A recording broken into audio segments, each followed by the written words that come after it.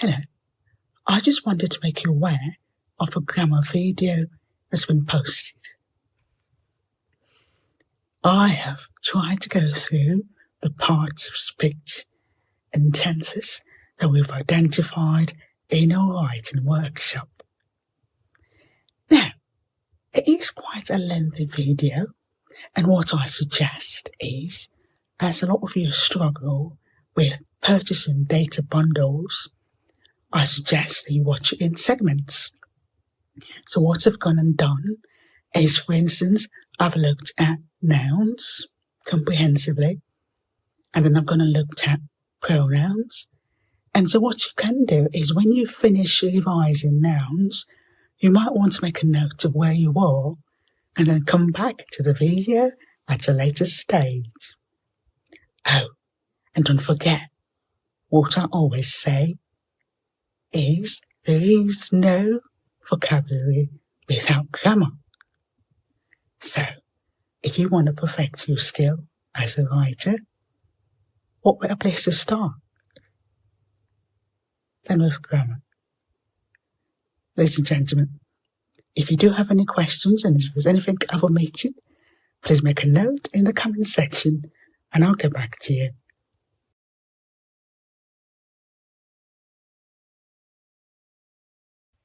Ladies and gentlemen, to begin with, let's look at nouns. We've identified that nouns are naming words and that there are different types of nouns. We've said that they are proper nouns, which are names, and you might find that these are capitalized. We also, in a writing workshop, identified common nouns. And we looked at collective nouns, which we said could be either singular or plural. And then I remember looking at abstract nouns. And we looked at how some ing words could double up as nouns.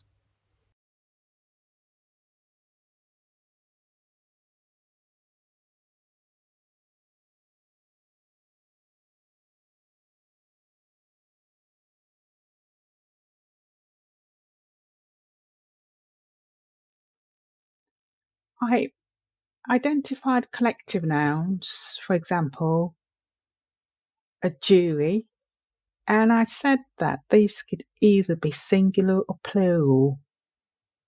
With collective nouns, if you're thinking of the noun as a group of people, you might want to use a singular verb form. If you're thinking of the collective noun as individual people, I did say that we use the plural verb form. My examples were that the England football team have arrived back from Germany, for example. Whereas the jury decided the defendant was not guilty.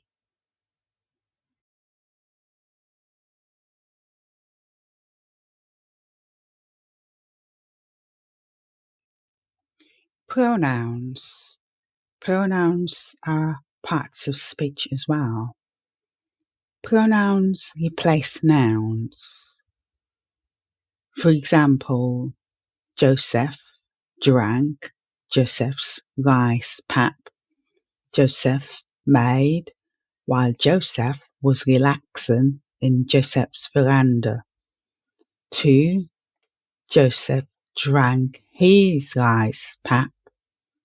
He made himself while he was sitting in his veranda.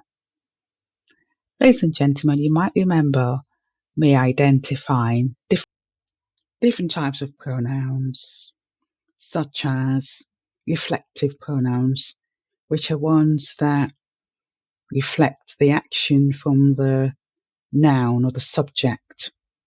And I did give examples on our page, and some of the examples were, for instance, Mary baked the cake herself, or John drove the car himself. The children sat by themselves quietly without being asked. For example,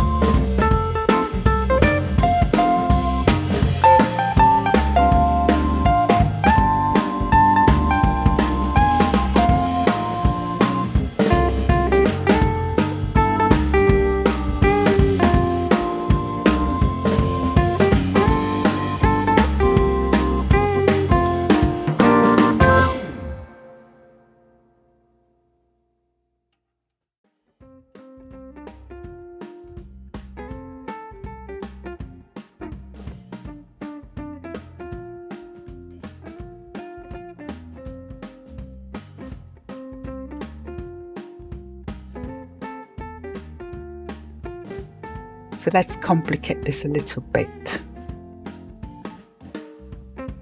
For example, that car is Jennifer's car. That car is Jennifer's car.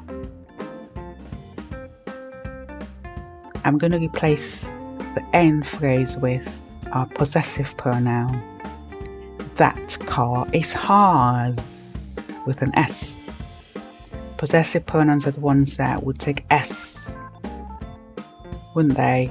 Such as ours, yours, hers, his, theirs. Well, this is where people start tripping themselves up. This is where you start tripping yourself up. And the only way around this is to memorize them, I think. So, is that house yours? Is that house your house, Tamba? Is that house yours? We looked at what might be seen as possessive adjectives. They're actually nouns, aren't they?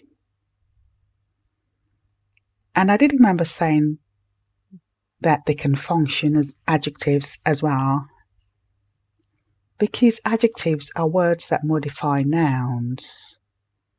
Well, here's where you're going to start putting a pronoun and a noun together, and you might want to call it a possessive adjective or pronominal adjective. I don't know how good your grammar is. It's probably better than mine. So if you were to say, my house. House is a noun, isn't it? My, you might be taught, is a pronoun. It's now working as an adjective, isn't it? So there are pronouns that can work as adjectives as well. For example, our food. Food is a noun, isn't it? Food is a common noun, isn't it? And where you've got our preceding food, the pronoun becomes a possessive adjective, doesn't it? How about their homework was due on Monday? Please do not confuse them with the possessive form, because I find a lot of people get these mixed up. Their, theirs, for example. How about intensive pronouns, which are very similar to reflexive pronouns? Reflexive, we said they show that the action carries on from the noun. For example, I'm sat here by myself doing this recording. My child is playing by himself. So the self words there carry on reflecting the noun, don't they? Well, how about when they're intensive pronouns? When you want to stress something. I myself was there and saw the action. John himself was the troublemaker, not his wife. The poets themselves are at fault for not reading books. That's when we're stressing. It's used for emphasis, isn't it?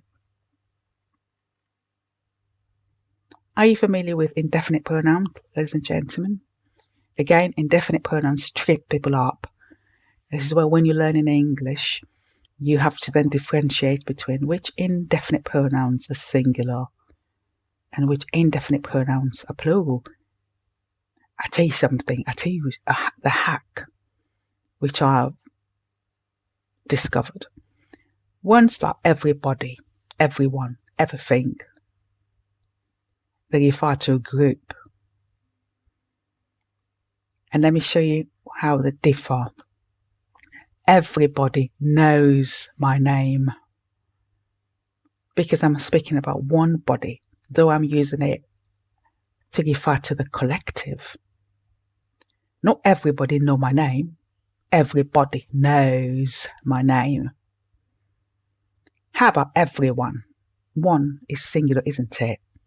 Every one of you should eat your dinner, Mrs. Touré said to her children. How about all? All should comply, said Freetown City Council. All tenants should comply. All can be used with plural verbs in it. I didn't say all should comply. I said all comply. All should comply. For example, although I've placed a modal verb, should, in between my main verb and my pronoun. Do you see all and several as plural then? Several days ago, I lost my watch, said Kadiatu. How about such? Such bad manners.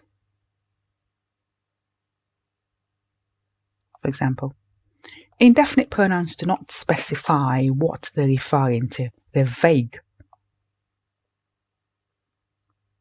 How about neither? Neither Tamba nor his brother spoke French.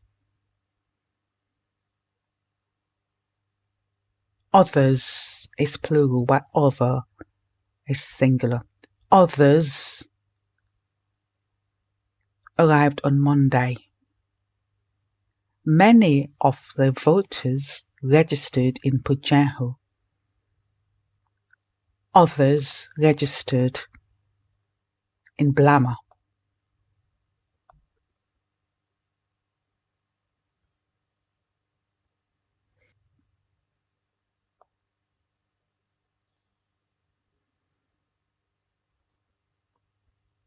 Relative pronouns show the relationship between a dependent clause and they refer to what we call an antecedent. An antecedent is simply what comes before and what the pronoun refers to. So let's look at my example. Jennifer, who is the girl wearing a green lapper, lives in that house that you can see. Okay, so who, that, and that relate to what's come before. Who relates to Jennifer. That relates to house. That you can see. Obviously, if relates to the house I was describing. Pardon me. It's getting to the time of day when I need a cup of tea, I think. I want to introduce relative pronouns because you might not know they're relative pronouns at all. And I want you to have a look at the list. Whatever you say is irrelevant, said the minister. I will still be in charge. Whichever way you look at it, the NGC has lost credibility.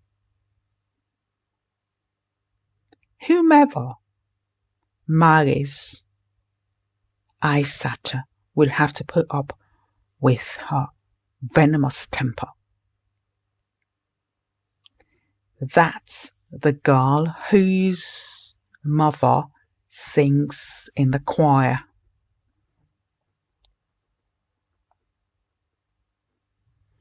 With pronouns, practice makes perfect. So you might want to use them in your story or your poems just to familiarize yourself with them. I must say, ladies and gents, if you want to have a break here, because of your data, you can always come back in future to continue, because I realise this is quite lengthy. And I'm doing it because I think people relate better when they can hear something. They wouldn't read it, especially Sierra Leoneans, they wouldn't read it. They prefer to listen to it. We have to encourage a culture of reading so we can take a place in the world and take a place in society. Okay. I want to move on to archaic pronouns. Archaic means old, out of date. The troubling thing for me is I found that poets in Sierra Leone that don't read contemporary poetry, because I've identified that, creative writing isn't taught in schools, and a lot of people who want to write are actually school dropouts because of the problems we had with the war. And also a lot of people who want to write don't really like reading, so they don't know that these pronouns have fallen out of use. So when we had the Christmas writing competition, my friend here, who was one of the judges, picked up something, and they said, because I don't want to identify whether they were male or female, they said, why are they using old pronouns? The ones from Sierra Leone are the ones using old pronouns, which when we eventually put names to the entries, they realised that the poets from Sierra Leone were using these words, thou, thy, and where did they get these words from when other people from other countries are not using these pronouns anymore? Because, again, people think when you write in poetry, you've got to be formal. We don't use these words anymore. I don't go, thou art a boy called Abu. I go, you are a boy called Abu, don't I? How about demonstrative pronouns? I'm going to look at demonstrative pronouns, and I'm going to refer to another group of pronouns which you might confuse them with. Demonstrative pronouns specify a particular person or thing. Such are the perils of democracy in Sierra Leone. Such there refers to the perils, the troubles that democracy encounters. Who is that? Aisha's mom asked. Is that your new boyfriend?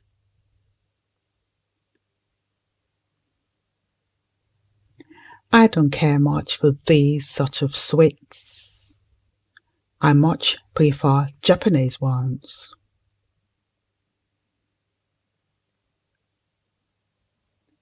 Those days are over, said the president.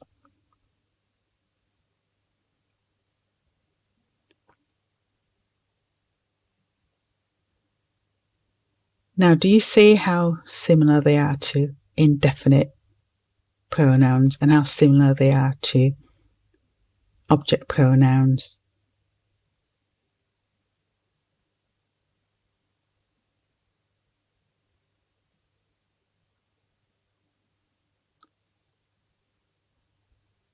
And how similar they are to possessive adjectives, which are actually pronouns that describe nouns or other pronouns.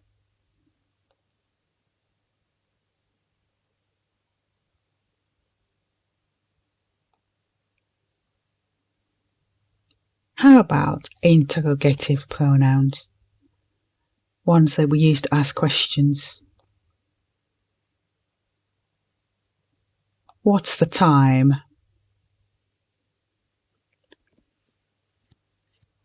Which house is yours then, Jennifer? Whoever spilled all the rice pap? Asked Mrs. Touré angrily.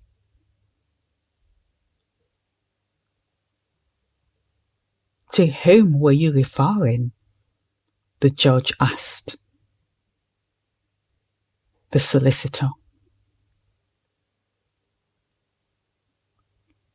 Or should I say barrister? I don't know. Whose house is that? Asked the little girl, pointing to the house with the pretty garden. They used to ask questions, aren't they? Now, there is a comprehensive list of pronouns online. So if you type pronouns, you might come across a whole list of them online. Also, on this page further down in the feed, there's a list of them.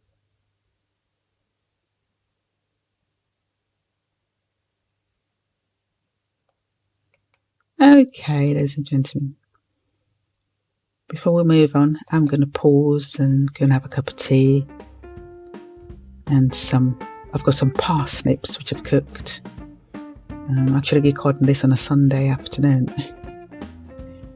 Yeah, you may want to have a break at this point before we move on to other parts of speech and to verbs and tenses.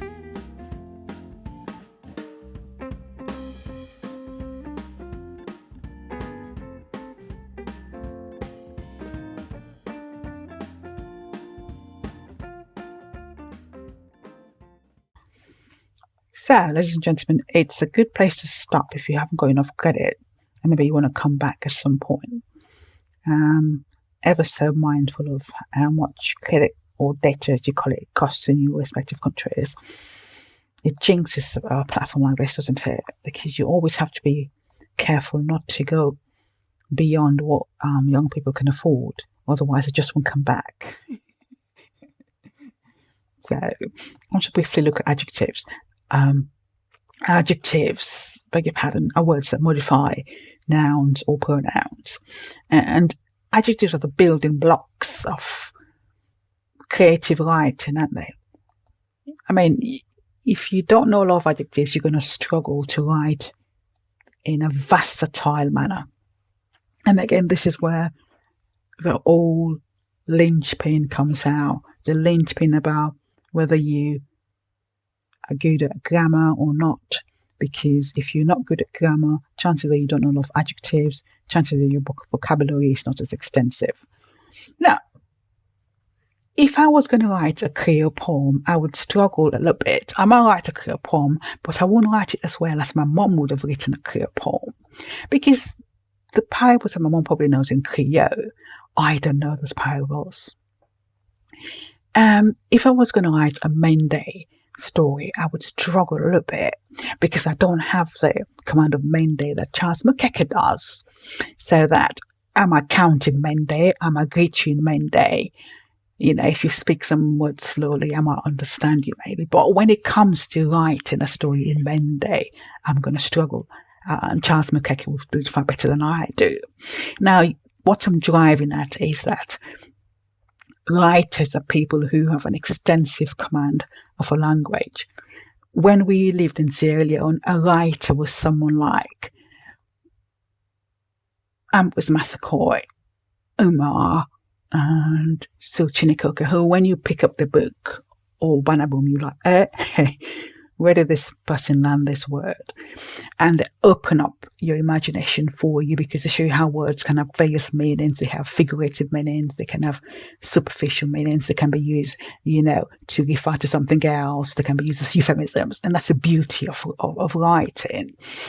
When we have a younger generation that were impacted by the war and they want to write, you're setting yourself up to fail if you don't have a command of grammar. By that I mean, grammar is vocabulary. There is no grammar where there is no vocabulary where there is no grammar. I wonder whether, I should be careful explaining that, because I'm not a linguist like Professor Saidu Bangura. I'm not a linguist at all. I'm just a proxy writer, and my latest qualifications were in criminology and social policy, because I worked for the Met. So basically, I was focusing on criminal law in the latter part of my work life.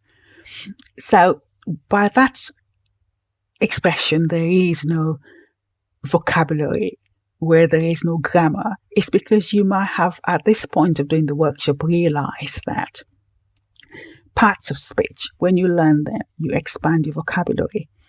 And if someone says to you, well, I can write, I know what I want to say, someone's going to fix my grammar for me, I want to tell you that you can't write. I said that. I mean, you can't write, because where are the words coming from? How comes you're going to learn more words when you haven't got a command of the grammar of the language?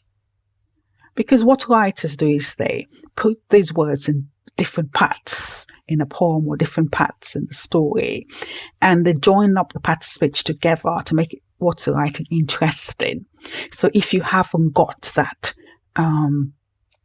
command, you're not going to be good at what you do. And I hope that, what you'll take away from this is that you need to start somewhere. And one of the easiest places to start is by learning the parts of speech. That's what someone like myself did. So you might go online one day and you look at nouns, you look at collective nouns, Another day go online, look at nominal phrases. Another day go online, look at verbs, look at transitive verbs, intransitive verbs. And then another day, maybe read up on adjectives, different types, then maybe pronouns, then maybe adverbs. And what's that going to give you? It's going to give you the power in your hand. It's going to give you the power, to play around with words and make your writing more acceptable, so that you're more likely to be accepted by people like myself who want to see the freshness that you bring into your writing. We're looking at comparative adjectives as well, aren't we? Comparative adjectives basically are words that compare two different states. A state is a noun, isn't it? So, in my example, Madabir was fatter before his operation. I'm not saying it to be rude to Madabir. I'm saying it to introduce comparative adjectives like fat, fatter, when you're comparing two people. Tall, taller. When you're comparing 3 or more nouns or pronouns, you might use the EST form. Do you know it as a superlative? It's a superlative, isn't it? I must say, I have 10 trees in my compound. The palm tree is the tallest. And just to recap, adjectives are words that describe nouns and pronouns. In my first example, I've deliberately used the words that can double up as an adverb as well. So I've gone sprightly Joseph exercises every day. Sprightly there is a word that ends in ly. It means someone that's very energetic. And it can also be used as an adverb. Today, I'm using it as an adjective because it comes before a noun and it's also describing the manner in which my noun, the proper noun Joseph, exercises. Now, I want to also say, as well as functioning as different parts of speech, words like sprightly and other adjectives can be placed in different positions. So we might talk about the pre-modified position, where it comes before the noun or pronoun. It might come at the start of a sentence. It might come after the noun or pronoun. It might come at the end of a sentence. For example, Tamba is lazy. Now, if you read a lot of poetry, you would recognize this position of adjectives, where poets put adjectives in different parts of the sentence on the line for emphasis. So go and look at the poetry of Omar Farouk Sissay and see what it does with adjectives See where he places them and see whether that changes the meaning of what he says.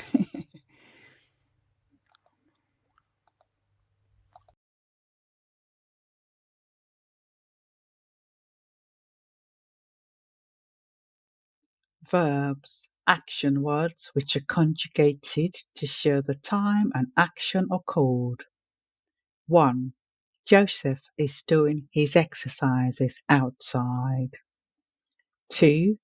Joseph was doing his exercises outside. 3. Joseph has done his exercises outside for the past week. 4. Joseph had done his exercises outside before the heavens opened. 5. Joseph will be doing his exercises outside from now on. 7. Joseph has been doing his exercises outside since last month.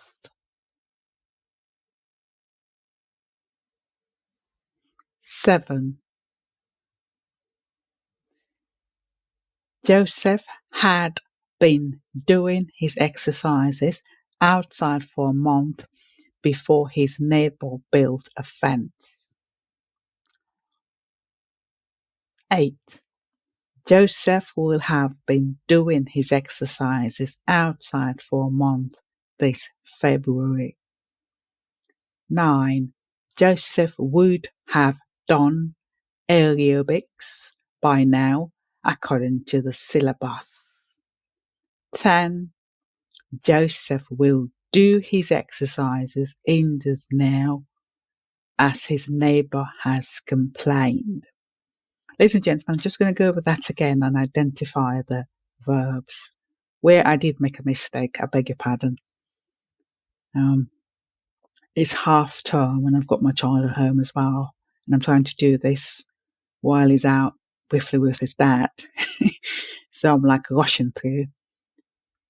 So in the first example, Joseph is doing, that's the present continuous tense. The present continuous tense is made up of two parts, as we've identified. I think verbs for yourselves are probably the most difficult to work with, aren't they? From my observation. So basically, the present continuous has two parts. It uses a word from the verb to be. We call it an auxiliary. And it also uses a main verb. So for instance, is plus an ing word, doing. That's used to describe an action that's taking place at the moment. The next example was Joseph was doing his exercises outside. Was is the past tense of the verb to be. It's the helping verb or the auxiliary, and it supports the main verb, which is doing, which has an ing. Then in number 3, I said has done. Again, this is another tense a lot of young people struggle with, especially from Sierra Leone. I don't know what's happening there with, how English is taught. So, has done, we call this the present perfect. And you want to use this tense when you're describing an action which occurred in the past and is still going on. I have looked at this tense in detail and I'm only sort of revising them. I then said Joseph had done. Had done is now the past perfect. So I have used the verb to have. The past perfect works with the verb to have, and we conjugate that. The past perfect and all perfect tenses have either 2 or 3 parts that make up the verb. So the verb is incomplete except you have all those words working together. So had, done. Done is called a past participle. These are not the past tense, ladies and gentlemen. They are words which are designated for that purpose only. And sometimes English speakers that have other languages as their native or mother tongue will have to learn these participles. You will come across participles with a lot of other tenses as well. I then said Joseph will be doing his exercises. I have used the future tense, haven't I? So basically, will is the future of the verb to be. And it's actually supported with the word be. So will be doing, future continuous, isn't it? And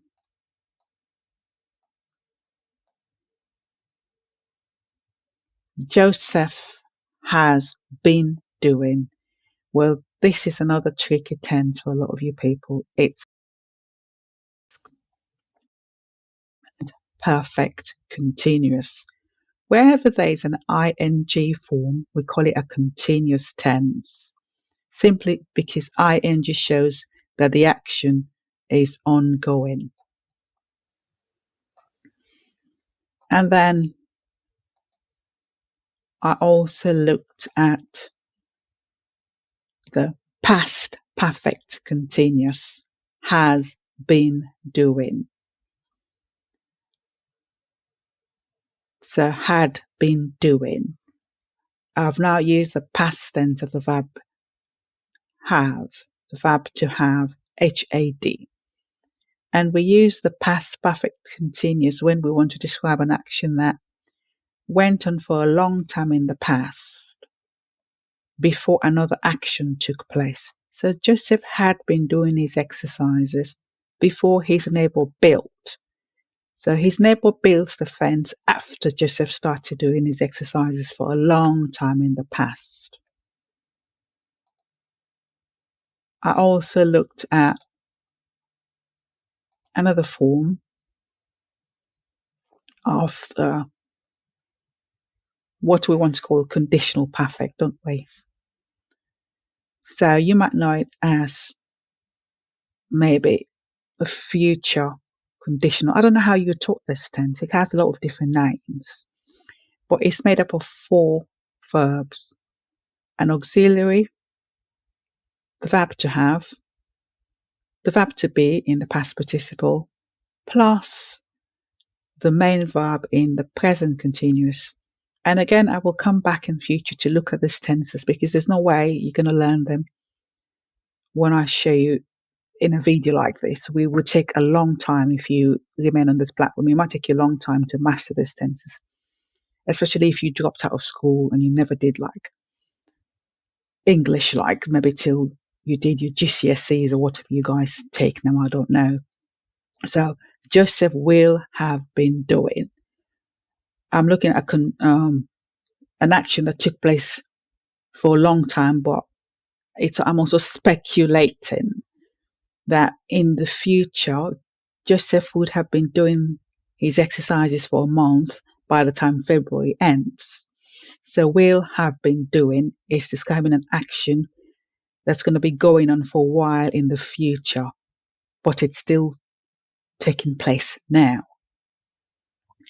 And then I said Joseph would have done. You would recognize this obviously as would plus have, which we've looked at. And would plus have is a fixed tense. So I would have wronged you if I had time. I would have cooked dinner if I knew how to do cassava leaves. So would plus have is a fixed expression, and it takes the past participle of the verb. And then I looked at the future, which you might know as a simple future tense. Joseph will do. That's quite easy to learn, isn't it? Because it looks at an action that would occur in the future, and you know that you're going to use the verb to be in the future, and you know that you use will when you talk about the future, don't you? So those were the tenses that I looked at. Again, I'm going to have to come back and explain them because it may very well be that they were not easy to understand. Ladies and gentlemen, I'm now going to proceed to look at adverbs. As majority of the followers on the page are below the age of 24, very careful of, making lengthy videos that would use up all your data, and you have to start worrying about data bundles and stuff like that. And so the reason why I'm doing parts of speech and the tenses in segments is so that what you can do is you can watch up to a point and then stop. And then you come back, because this video is also going to be on YouTube, on my YouTube channel. Come back at a later stage and watch another part of it, so that you might want to watch 5 or 10 minutes at a stretch, whatever you can afford. These are skills for life, as far as I'm concerned. And when you've mastered these skills, I mean, you've mastered them for life. So it doesn't matter when you come and watch the videos. I'm not one of those people who are particular about, getting people to watch my videos and then comment when I'm doing a live. I'm really doing this to give you the skills that you need if you were going to write, and if you're going to write to a standard. Okay, so we're now looking at adverbs. I can't describe adverbs without describing verbs. And we've already established in the workshop on my page that verbs are action words. They are words that tell you what a subject is doing or has done or will do. Adverbs then modify verbs. The word modify means to alter, in a way, to affect something. So adverbs would affect verbs, wouldn't they? They qualify verbs. We have looked at several types. We've said they're the adverbs of manner. Example, Salamatu ate the rice dish hurriedly. Adverbs of place. Put your suitcase there, said the check-in staff at Lunga Airport. Adverbs of time. For example, President Bio is flying to England next week. Adverbs that establish duration. Example, the poet didn't hang around long after I didn't reciprocate his advances. Frequency. Example, Jennifer often goes to church on Sundays. Adverbs that show a degree. I don't mean what you get at university. It just shows the extent. So degree here means the extent. It's not a qualification. Example, I really like tinned soup in winter. Focusing adverbs. Marietta barely speaks Monday, except for a few words. Adverbs that determine certainty or obligation. Example, it definitely pays to know how to treat ladies well. That one was a certainty, wasn't it? Let's look at one that shows an obligation or a probability.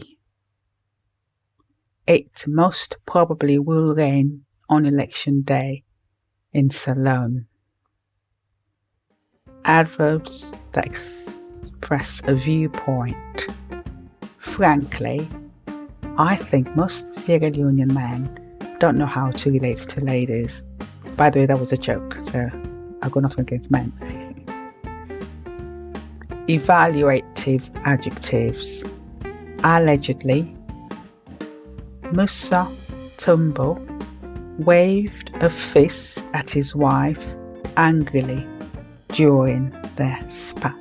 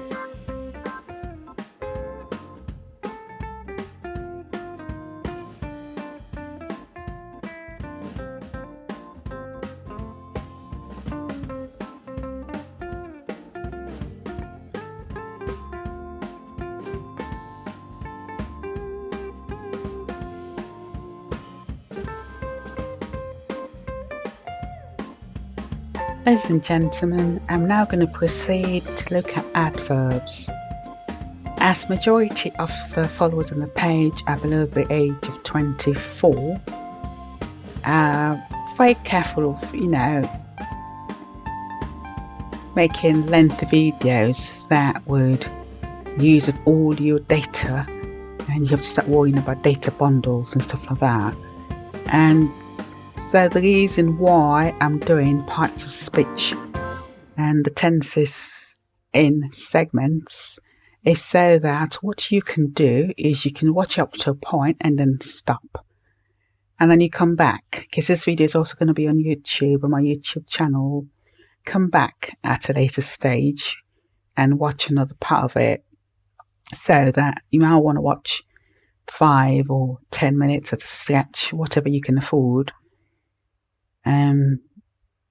These are skills for life, as far as I'm concerned. And when you've mastered these skills, you've mastered them for life. So it doesn't matter when you come and watch the videos. I'm not one of those people who are particular about, getting people to watch my videos and then comment when I'm doing a live. I'm really doing this to give you the skills that you need if you were going to write, and if you're going to write to a standard. Okay, so we're now looking at adverbs. I can't describe adverbs without describing verbs. And we've already established in the workshop on my page that verbs are action words. They are words that tell you what a subject is doing or has done or will do. Adverbs then modify verbs. The word modify means to alter, in a way, to affect something. So adverbs would affect verbs, wouldn't they? They qualify verbs. We have looked at several types. We've said the adverbs of manner. Example, Salamatu ate the rice dish hurriedly. Adverbs of place. Put your suitcase there. said the check-in staff at Lunga Airport. Adverbs of time. For example, President Biya is flying to England next week. Adverbs that establish duration. Example, the poet didn't hang around long after I didn't reciprocate his advances.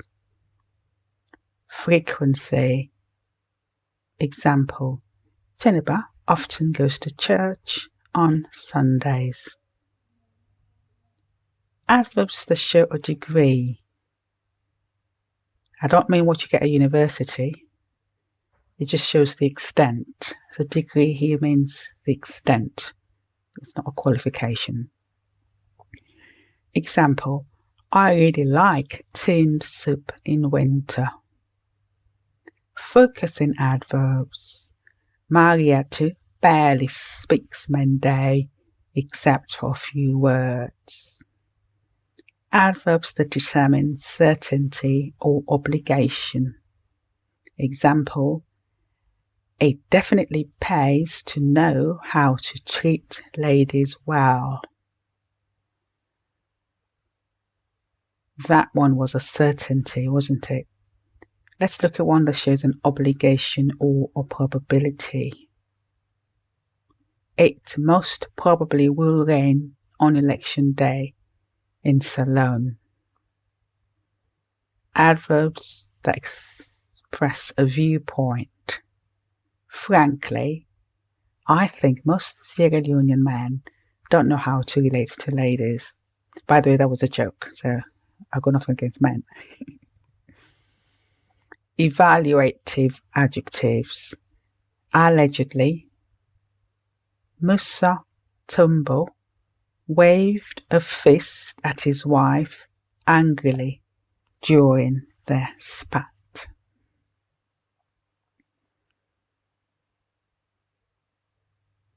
Let's look at adverbs of manner, and adverbs of time, and adverbs of place. They usually come at the end of a clause. Now we've established what a clause is, haven't we?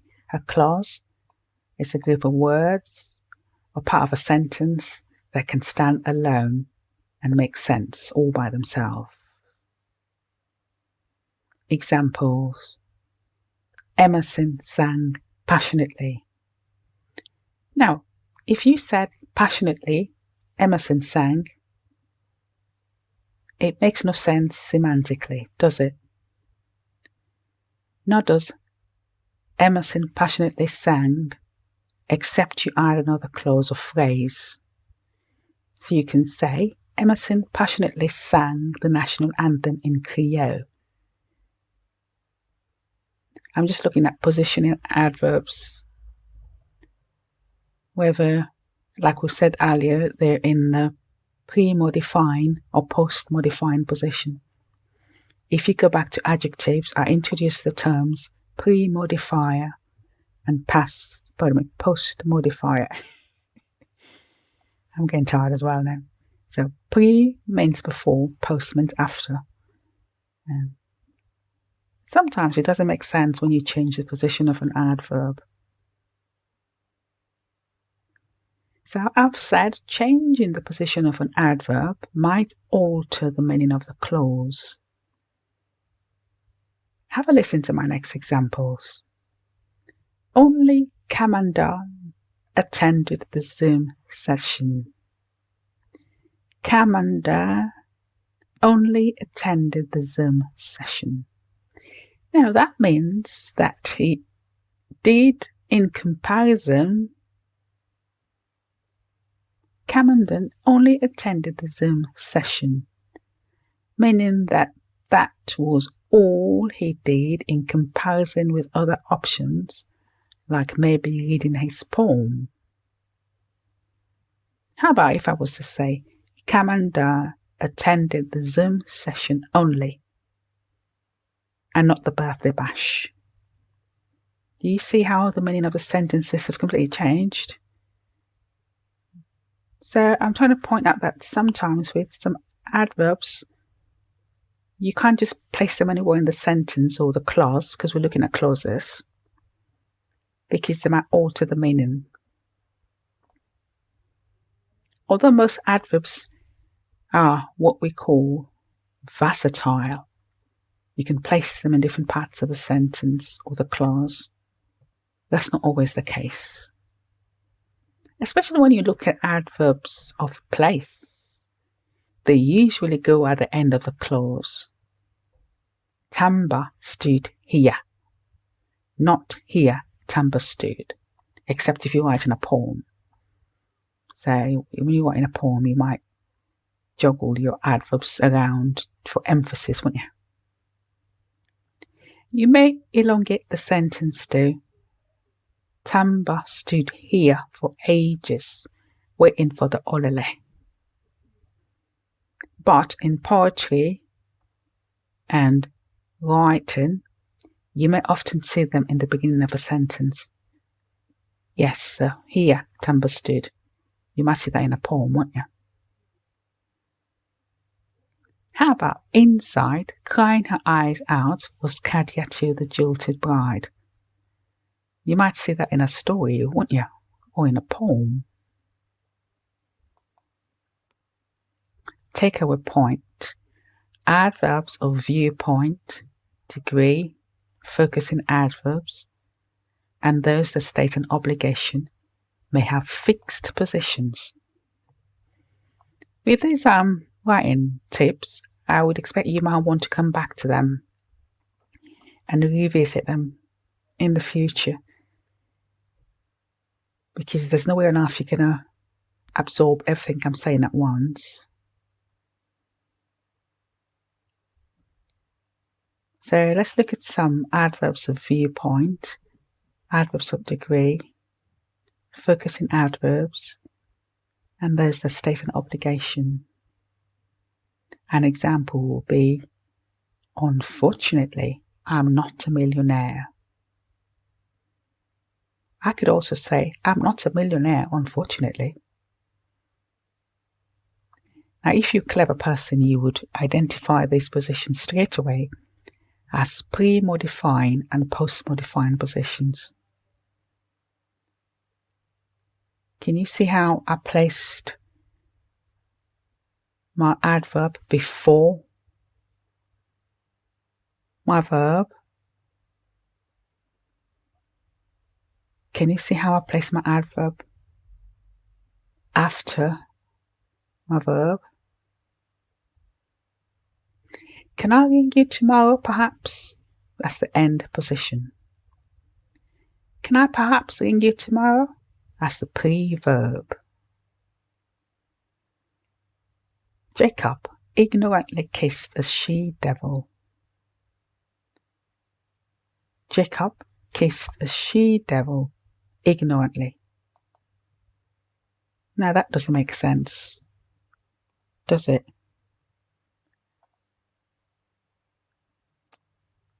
Jacob ignorantly kissed a she-devil.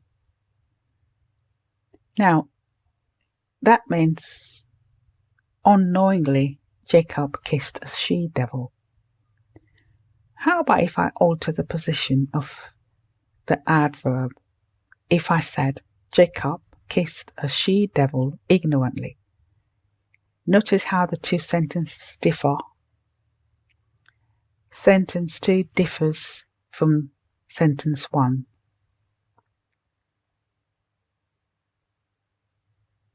So, Jacob kissed a she-devil ignorantly. It might mean that he kissed her in a stupid fashion. That's not what we want to say. What we want to say is unknowingly Jacob kissed a devil. So ignorantly Jacob kissed a she-devil. That's what we want to say. I was just looking at completely different semantics. I just want to show that when you change the position of an adverb, you render a completely different meaning sometimes, inadvertently. Now let's look at a tricky issue with adverbs. Let's look at when you have 2 or 3 adverbs together. So we're going to place 2 or more adverbs in a sentence in a fixed position. And last week I introduced the expression MPT, which is an acronym. In English we say adverbs of manner precede adverbs of place, which in turn precede adverbs of time. So I'm going to use an example. I'm going to say Torai's pupils sang passionately outside on Saturday.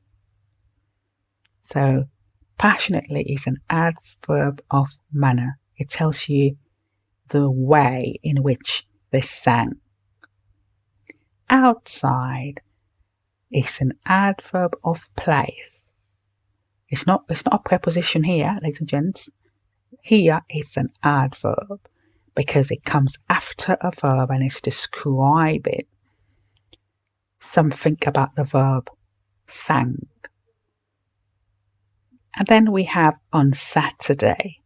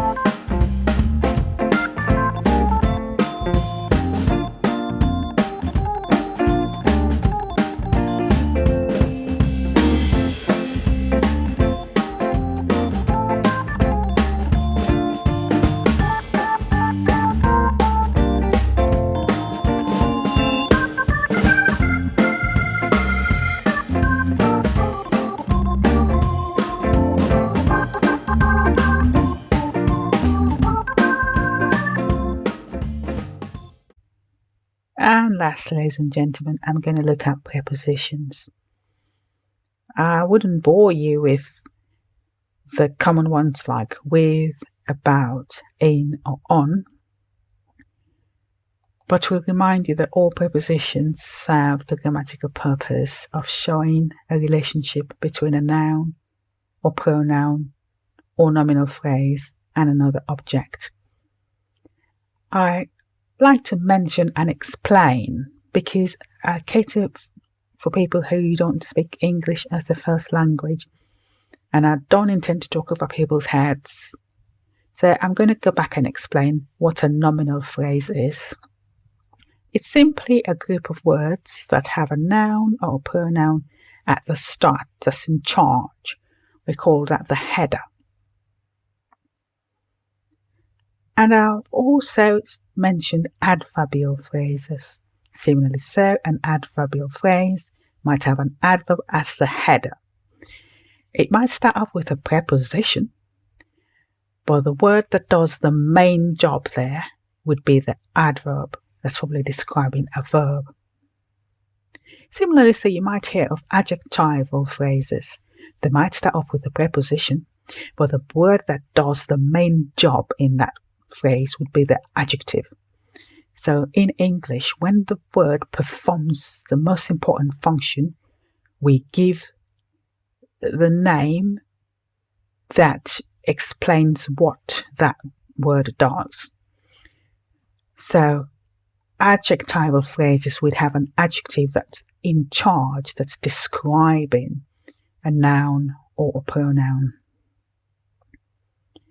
We can talk about prepositions without going back a bit to look at the different types of nouns, because when I'm going to be showing how prepositions link nouns and other parts of the sentence, I don't want any confusion as to whether that word is a noun or not.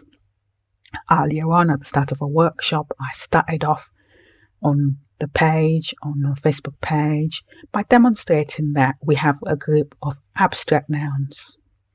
Abstract nouns are intangible objects, so where you have a concrete noun, which is something that is solid or has some kind of molecular mass, like a table. An abstract noun will be an idea, an emotion, a thought. Anger is an abstract noun. Because I'm going to be showing how these abstract nouns link with prepositions, I don't want any confusion about what a noun is. I looked at nouns which might have ing, which are actually abstract nouns. Thinking makes my heart ache. Loving you is the bane of my life. We looked at when there is no auxiliary, there are no helping verbs, just an ing word. We said that might either be an abstract noun, or we're going to call those ing words that have no auxiliaries, we're going to call them a gerund. A gerund is an ing word that hasn't got an auxiliary. What do I mean? In the present continuous, I would say I was thinking. In the present continuous, I would say I am thinking about going to Sierra Leone. Am is the auxiliary from the verb to be. When I drop the auxiliary, I have a gerund, and I'm going to use a gerund as an abstract noun. I'm going to put it in the subject position, and I'm going to say something like, thinking about Sierra Leone breaks my heart. There you can now see that my subject is an ing verb, which is functioning as a noun, and you can see that's in the subject position, and therefore it's going to determine the verb form. You'd also see that thinking is linked to the other part of my sentence with a preposition about.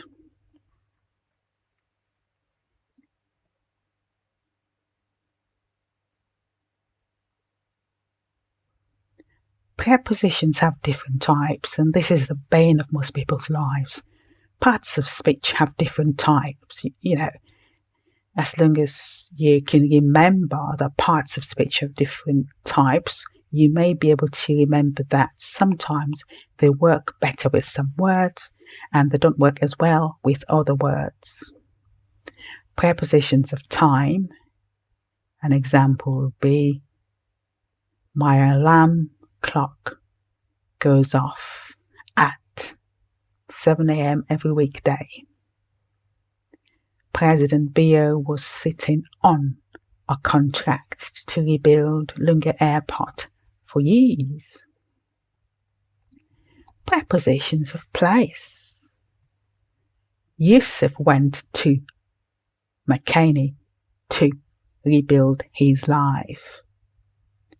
Prepositions as an agent. Fatima Bio has stood by President Bio even when citizens despised him. Prepositions that show directions.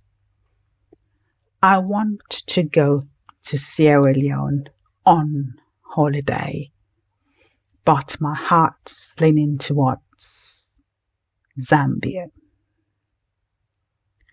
Prepositions double up as instruments to show a relationship between objects. Example, my child still drinks with a straw. The women made charcoal by burning firewood. You by now would expect me to bring in a phrase, wouldn't you? Because we've mentioned nominal phrases, adjectival phrases, adjective phrases, adverbial phrases. Of course, you'd expect me to talk about prepositional phrases, which are just groups of prepositions that work together to do the same job that a preposition does, which is to link a subject with an object, or to link a pre-modifier with a post-modifier, or to link a subject with an object that might be part of the same clause, for instance. Prepositional phrases. Sometimes I find that people who I've worked with struggle to know which prepositions work together in a happy marriage. As you use English, as you speak English, as you read English, as you write English, you would get familiar with what words work better together. I still struggle with prepositions, so don't worry about that. Examples. I couldn't agree with a politician that people voted wisely 5 years ago. I'm using the verb to agree with the preposition with. According to a man who saw my adverts, I was going to be his wife one day. Here are some more phrasal prepositions, as you might hear them called, you may wish to use in your flash story. On behalf of, on account of, with regard to. I've seen people misspell this. I've seen people write with regards to. It's actually with regard to, meaning reference to. If you were going to end an email, you would say with regards. That simply means kind thoughts. That's a completely different expression, ladies and gentlemen. I'm going to use that expression in a sentence. With regard to my advert, I will read samples from the end of the month. My advert, the word I've used, the advert, is singular. I'm going to use a plural form now to see how the preposition remains the same.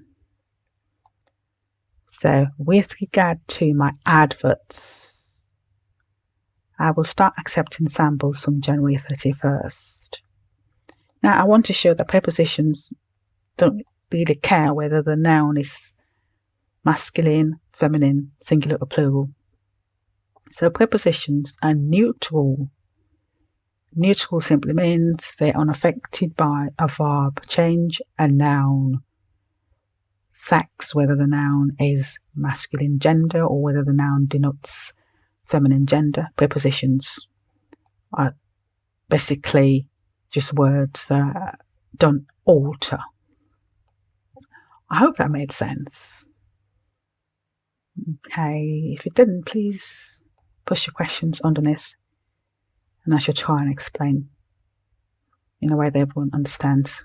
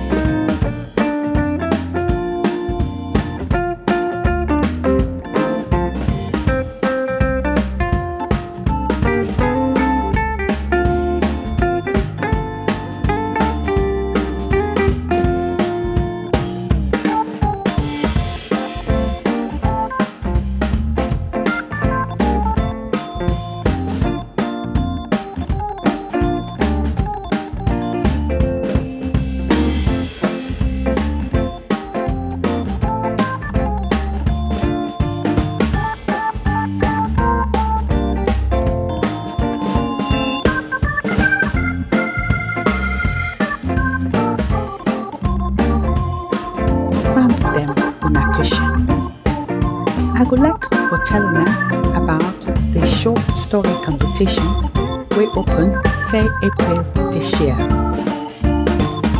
At the time for fun, Ben young woman and Ben young man inside salon, we sabi write fine short stories. The story we are the look for.